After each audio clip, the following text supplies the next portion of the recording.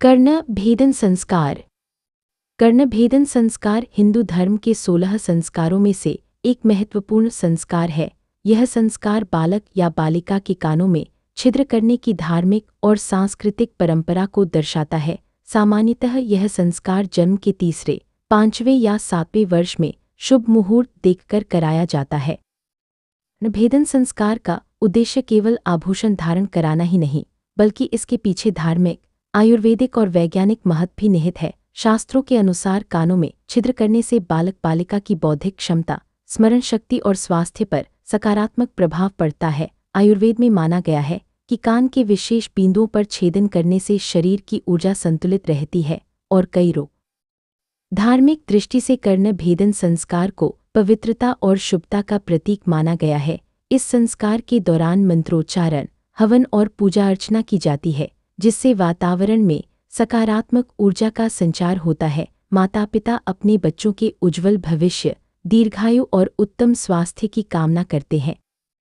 आज के समय में यह संस्कार चिकित्सकीय विधि से सुरक्षित ढंग से कराया जाता है, किंतु इसकी धार्मिक परंपरा आज भी यथावत बनी हुई है। कर्णभेदन संस्कार भारतीय संस्कृति की गहरी जड़ों और वैज्ञानिक सोच का सुंदर उदाहरण है, जो परंपरा और स्वास्थ्य दोनों को जोड़ता है।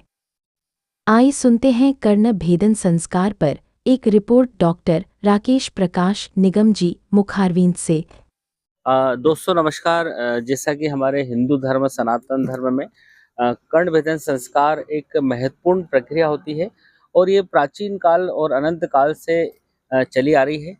और वर्तमान में हम देख रहे हैं कि इस पर शासन प्रशासन की ओर ध्यान नहीं रहता है, लेकिन ये ऐसी प्रक्रिया है जिसमें अगर आप इस कर्णभेदन संस्कार अगर कोई भी करा लेता है तो निश्चित रूप से वो एक आजीवन स्वस्थ होने की गारंटी सी हो जाती है।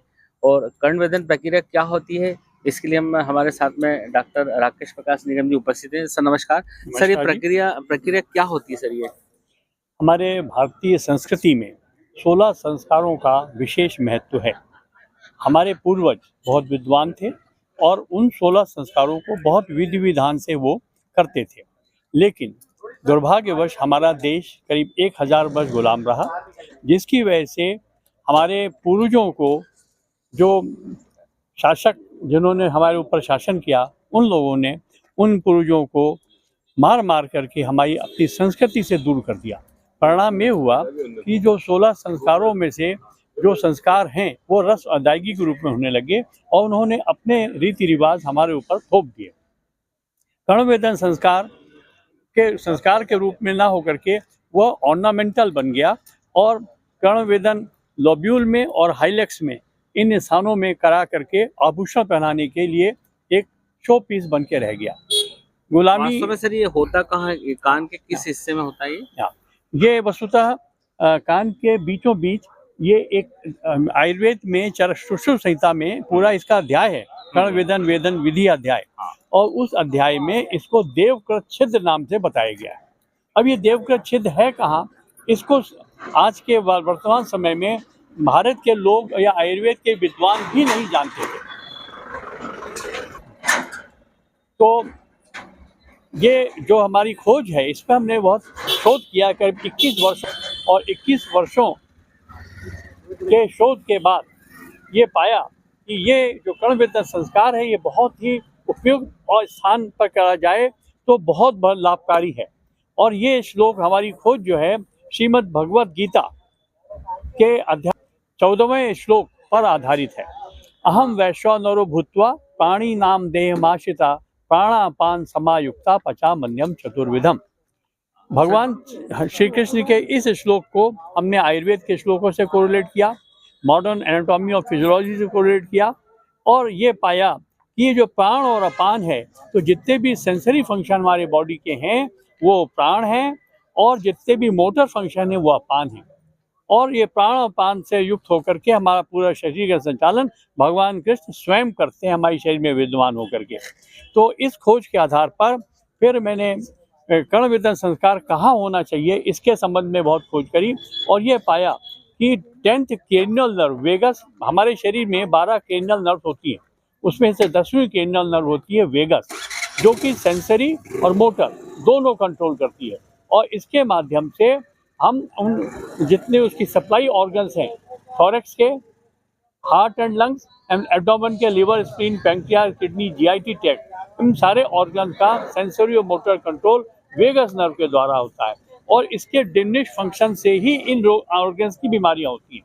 तो यदि हम इस वेगस नर्व को एक्टिवेट रखें तो ये सारे ऑर्गन स्वस्थ रहेंगे और जीवन पर्यंत हम पूर्ण स्वस्थ रहेंगे। अब इस वेगस नर्व को एक्टिवेट कैसे किया जाए, तो खोज करते हुए हमने पाया कि ये बाल से बारीक नर्व की एक ब्रांच है, ऑरिकुलर ब्रांच, जो कि ये कोंका से होकर गुजरती है और ये देवकृत छिद्र सुश्रुत में जो बताया गया है, वो देवकृत छिद्र वही स्थान है जहाँ पे कर्णविधन किया जाना चाहिए। तो हमने एक्सपेरिमेंटली इसमें ब्रोंकल एस्थमा के रोगियों पर उनकी कंसेंट लेकर के कर्णविधन संस्कार किया, जिससे कि इसका प्रथम शिविर हमने 25 दिसंबर 1990 में उज्जैन में लगाया था और उसमें 100% रोगियों को, ब्रोंकल एस्थमा रोगियों को सिर्फ कर्णविधन संस्कार से बिना किसी औषधि के पूर्ण स्वास्थ्य लाभ मिला।